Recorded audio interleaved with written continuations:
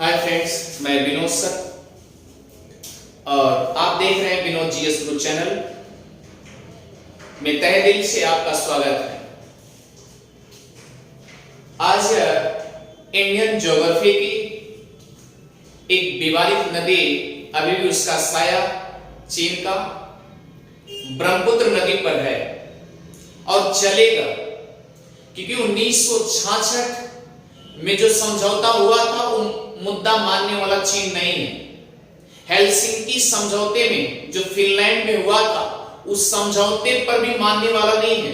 तो विवादित नदी तो ही है, क्योंकि विवादित इसलिए है क्योंकि वो सोच ही रहा है कि भारत किसी तरीके से बर्बाद हो जाए, लेकिन ऐसा नहीं होने पाएगा। उम्मीद है। तो चलिए प्यारे देखते हैं ब्रह्मपुत्र नदी के बारे में। तो ब्रह्मपुत्र नदी के बारे में चलते हैं। जैसे तो याद रखना, भारत की एक ऐसी इकलौती नदी है जो कि ये पुलिंग का बोध कराती है। किसका बोध कराती है? पुलिंग का। बाकी और जितनी नदियां हैं सब स्त्रीलिंग का बोध कराती है, लेकिन यह ब्रह्मपुत्र एक ऐसी नदी है जो पुलिंग का बोध कराती है। तो कुछ नहीं, सिंपल तरीके से आप कैसे करोगे, इधर देखिए, ध्यान दीजिएगा। जैसे आपसे क्वेश्चन कभी भी पूछा जाए,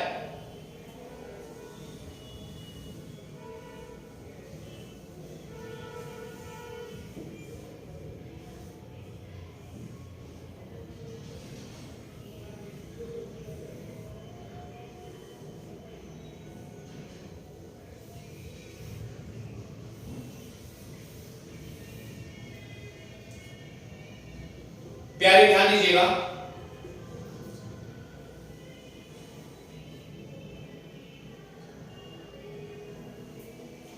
ये भारत का मैप एज फॉर एग्जांपल, क्योंकि मैं स्केल नहीं लिया हूं, सिंपल तरीके से बनाया हूं। और देखिए सीधा मुद्दा, आप आइए ब्रह्मपुत्र नदी के बारे में। जैसे भैया एक चीज सोचो, यहां पर क्या है, एक आपका कैलाश पर्वत है। नेपाल जैसे आप पार करोगे, नेपाल का बॉर्डर जैसे पार करोगे, तुरंत उसके नॉर्थ में, मतलब उत्तर में, आपको एक जिला मिलेगा, जो कि वह जिला जो है तिब्बत में। यहां पर जो जिला है वो तिब्बत में। तो प्यारे ये तिब्बत में है और जिला क्या है? पुरंग जिला, यानी कि यह तिब्बत का पुरंग जिला है। और यहां पर कैलाश पर्वत का एक ग्लेशियर है जिसका नाम है चेमायुंगडोंग।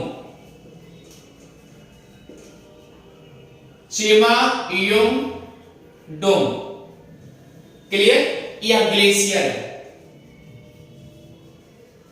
चेमायुंगडोंग ग्लेशियर है। अब इसी का एक छोटा सा ग्लेशियर है चेमायुंगडोंग का, जिसे प्यारे तिब्बत वाले उसे कहते हैं आंगसी ग्लेशियर। तिब्बत वाले क्या कहते हैं? आंगसी ग्लेशियर। क्या कहते हैं? आंगसी ग्लेशियर। अब ये तो पता चल गया कि जहां से, अर्थात ये चेमायुंगडोंग ग्लेशियर है और उसी का एक ग्लेशियर, छोटा सा ग्लेशियर है, तिब्बत वाले उसे आंगसी ग्लेशियर कहते हैं।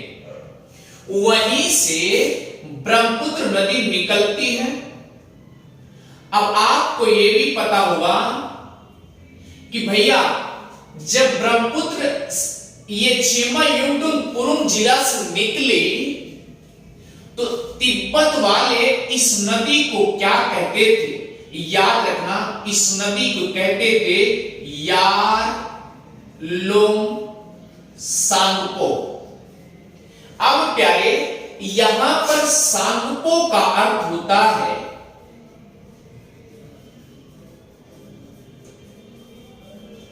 शोधक। क्या होता है? शोधक होता है। शोधक मतलब होता है शुद्ध करने वाला।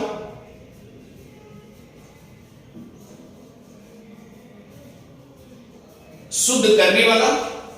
अब आप सोचिए, तिब्बत से निकली, और याद रखना प्यारी, ये तो तिब्बत वाली यादलुंग सांगतुक है ना, लेकिन याद रखना चाइना वाले इसका नामकरण क्या करते हैं, यादलुंग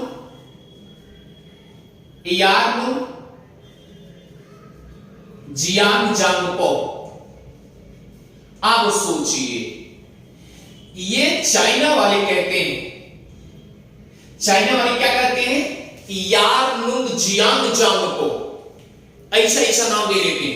अब भैया याद रखिएगा, ये जैसे ये पर्वतवा यहां, सॉरी, ये नदियां यहां पहुंचती है अरुणाचल प्रदेश में, तो याद रखना यहां पर आपका हिमालय है, ये हिमालय है। अब जब हिमालय है तो यहां पर एक पर्वत आपको मिलेगा जिसका नाम है नामचा बरवा।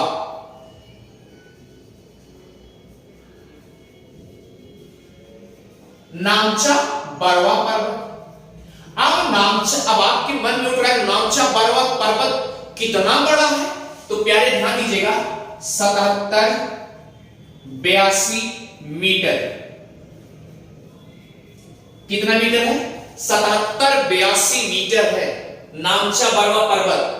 तो प्यारी, आप ऐसा तो नहीं है कि नदी क्या करेगी, उस पर्वत के ऊपर चढ़ जाएगी और चढ़ने के बाद आएगी, तो ये जब जरा सा ढलान पाती है, उसी ढलान से ये एंट्री कर जाती है। तो यहां पर एक दर्रा मिलता है, दर्रा का नाम है प्यारे इयांग, इयांग। ये दर्रा जो कि अरुणाचल प्रदेश में है,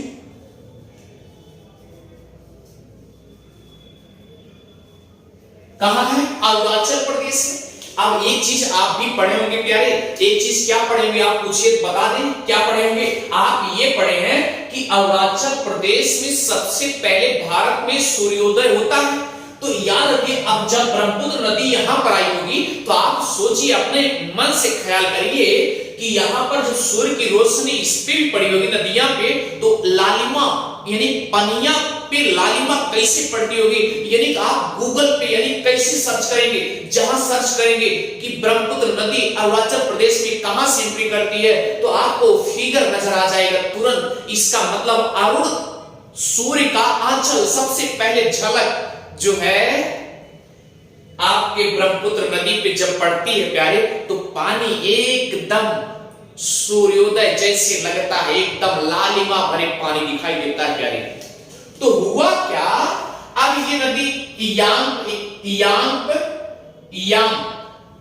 यहां से दर्रा से निकली, अरुणाचल प्रदेश में आ गई, और जैसे ये एंट्री की, अभी तो पर्वतों में, हिमालय पर्वतों में पे है। अच्छा ठीक, अब ये हिमालय पर्वत जैसे जैसे इसे बोलते, ऐसे आने के बाद ऐसे मुड़ जाती है करे, इसको बोलते अक्षसंगी,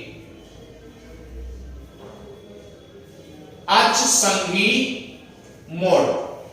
अब सोचिए, अक्षसंगी मोड़ जैसे मुड़ जाती है, अब ये मुड़ने के बाद क्या करती है प्यारे, अभी तो पर्वत पर रहेगी ना। अच्छा, पर्वत पर रहेगी तो इसको, जब ये पर्वत पर रहती है, इस नदी को अरुणाचल प्रदेश में सियांग बोलते हैं। क्या बोलते हैं, सियांग बोलते हैं। अब भैया जब ये सियांग हो गया, और जब ये धीरे से पर्वत से और ढलान पे आई, तब इसको बोला गया, अर्थात समतली भूभाग पे जब आता है, तब इसको प्यारे उच्च अंश यानी ढलान के भूभाग, यानी कि पर्वतों को पदस्थली समझ लीजिए, यानी आप कह लीजिए कि पर्वतों को जो श्रृंखला थी उसकी पदस्थली पे जब आता है, तब उसको दिहांग बोल दिया जाता है। तो कुछ लोग ये बताते हैं कि अरुणाचल प्रदेश में जो ब्रह्मपुत्र नदी जिसे हम कहते हैं, अर्थात वह अरुणाचल प्रदेश में सियांग या दिहांग के नाम से जानी जाती है प्यारे। अच्छा, यहां तक तो बात अच्छे समझ में आ गई। अच्छा ठीक, अब जैसे ये एंट्री की, यहां पर प्यारे आपको एक सादिया स्थान मिलेगा। क्या मिलेगा, सादिया।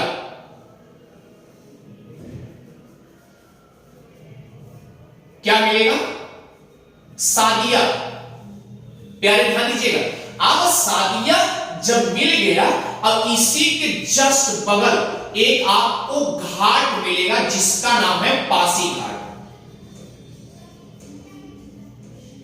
क्या नाम है? पासी घाट। अब सोचो प्यारे, अब पासी घाट जैसे पहुंची तुरंत इसका मतलब झमाझम आसम में पहुंच गई। अच्छा ठीक है, असम में जब ये सादिया के पास आ जाती है प्यारे, तो याद रखना ये यहां से लेकर के यहां धुबरी तक, अर्थात ये क्या है पॉइंट? धुबरी। अब ध्यान दीजिए, असम से लेकर असम यानी सादिया पासी घाट से लेकर के धुबरी तक ये असम में रनिंग करती है। अब ध्यान दीजिए, इसी एरिया को यानी असम में ही ब्रह्मपुत्र कहा जाता है।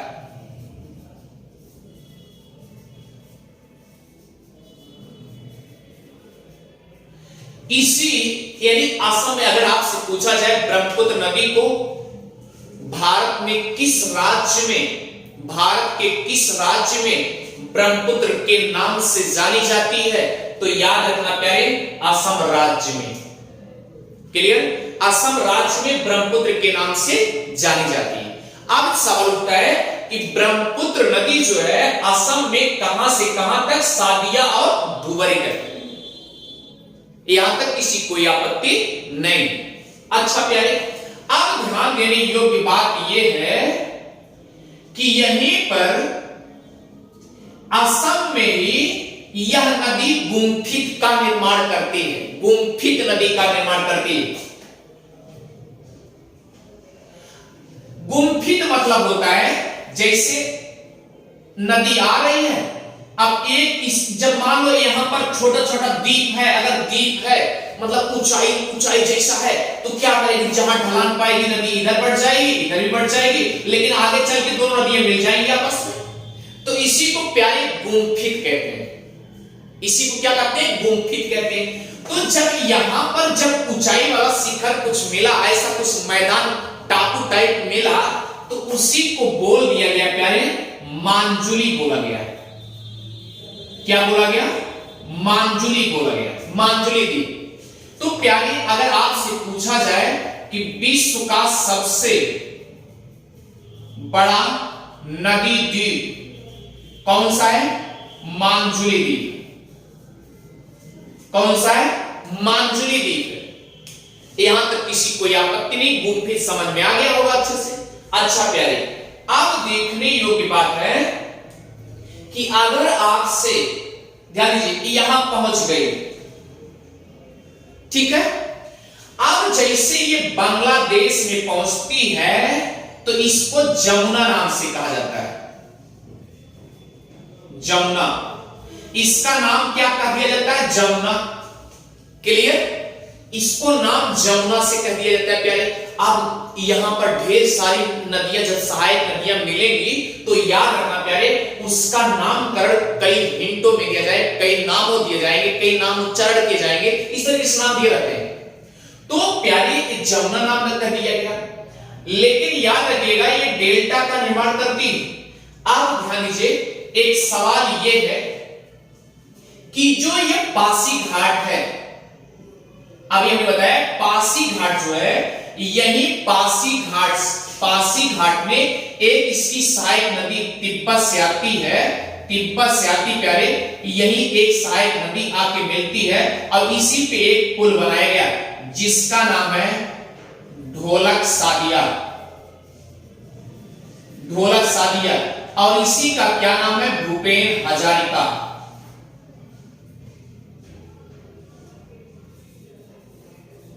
क्या नाम है? भूपेन हजारिका।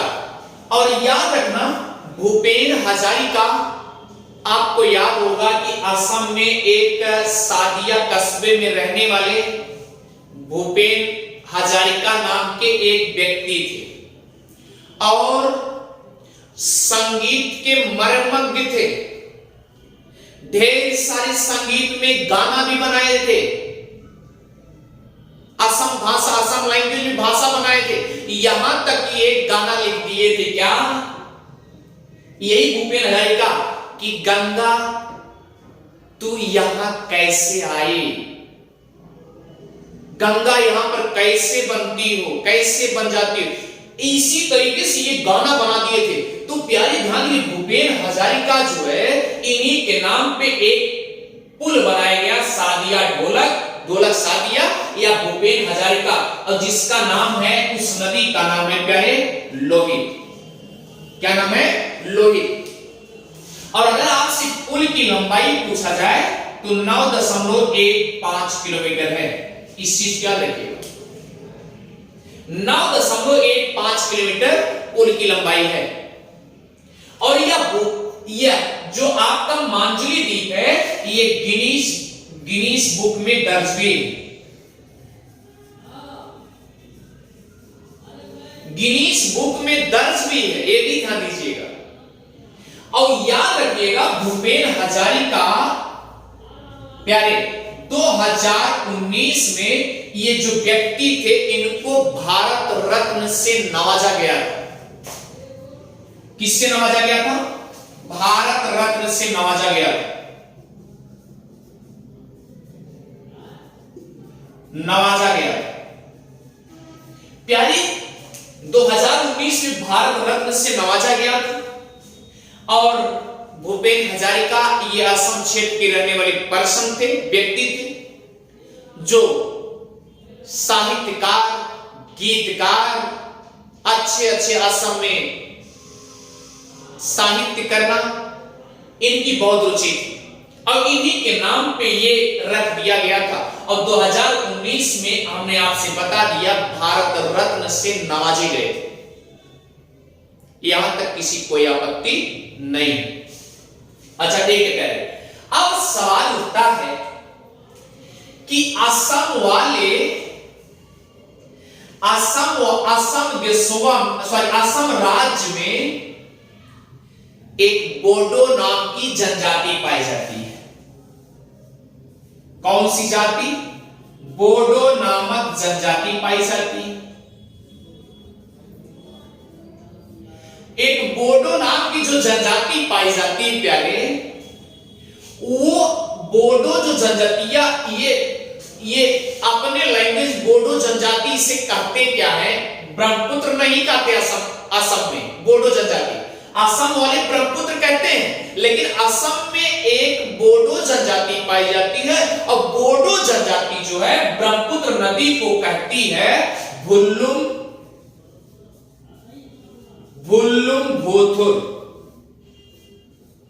और बुर्लुंगबुथुर माने यदि के ढलान, यदि के था में रैंप घाटी में आती है। और रैंप घाटी किसे कहते हैं प्यारे? यदि दो छोर ऊपर उठ जाए और बीच का छोर नीचे चला जाए, यानी बीच वाला नीचे धंस जाए और बगल के पोर्शन जो है ऊपर चल जाए, उसे रैंप घाटी कहते हैं। अच्छा ठीक है, तो जब ये रैंप घाटी में ये पहुंचेगी नदी, तो स्वाभाविक सी बात क्या करेगी? हलचल, कल की आवाज आएगी। तो बुर्लुंगबुथुर वाले, यानी बुर्लुंगबुथुर बोडो नामक जनजाति इस ब्रह्मपुत्र नदी को कहते हैं। अच्छा ठीक, अब वो कहते हैं कि ये नदी कल की आवाज करती, कल की आवाज करती, और इसीलिए इसका नाम बुर्लुंगबुथुर पड़ेगा। तो याद रखना, आपसे इतने सारे क्वेश्चन पूछे जाएंगे। और अगर आपसे पूछ लिया गया कि ब्रह्मपुत्र की लंबाई कितनी है, तो 2900 किलोमीटर। लेकिन 2900 किलोमीटर टोटल रनिंग होगी ना, तो भारत में कितनी रनिंग करती होगी प्यारे? 916 किलोमीटर। यहां तक किसी कोई आपत्ति नहीं होगी। थैंक यू प्यारे। और अभी तो इसके सहायक नदियां हैं ढेर सारे। और याद रखना प्यारे, अभी जो विवादित क्षेत्र है चाइना और भारत के बीच में, नदियों का विवरण आपको अच्छे से समझा दिया जाएगा प्यारे, और आप अच्छे से इसको पढ़ते चलिए। थैंक यू, शुक्रिया, थैंक यू। और याद रखिए, इसको पढ़ने के बाद विनोद जीएस गुरु चैनल को सब्सक्राइब करना भी ना भूलिए। सब्सक्राइब करते रहिए, पढ़ते रहिए। Thank you.